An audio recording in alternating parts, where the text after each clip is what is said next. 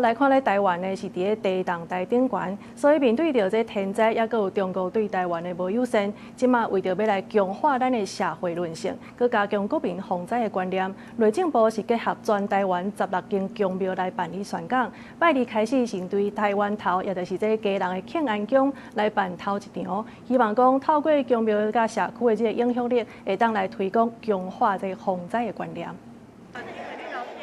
每一个人手头拢摕一本感觉式的册，这是内政部为着因应天灾甲国际局势变化所推出的台湾全民安全指引，发予民众，要予民众了解拄到危机的时会当安怎做。民众讲，这确实是真重要的代志。咱台湾伫地当代天灾加上中华局势紧张，确实爱先做好准备，了解危机来的时会当安怎保护家己。台湾人一定爱团结，咱要保持咱即摆的自由，咱即摆的 民主吼，大家一定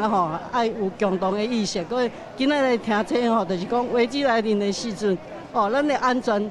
台湾人民爱家己顾，这是上重要的。内政部为着推广国民防灾观念，按算结合全台16间宫庙举办宣讲。拜二先对台湾头开始，伫家人的庆安宫举办头一场，希望透过宫庙社区影响力来推广，强化防灾观念。 内政部嘛讲，这届总共印1100万本，伫全国的980万户拢会当分到，希望大家有用加减看，嘛鼓励大家参加防灾士的培训。阮即马咧推设防灾士，你若是要做防灾士的训练呢，阮内政部遮有甲你补贴2500块，互你学16节课吼。 啊，摕到一个要来做 CPR 吼。内政部讲，台湾全民安全指引内底有整合多元的灾情应变，有地动、风台、海洋等等，希望将防灾知识普及到全民拢了解，嘛希望落实人人拢是防灾士的环境。记者陈心东、谢桂玲，给人报道。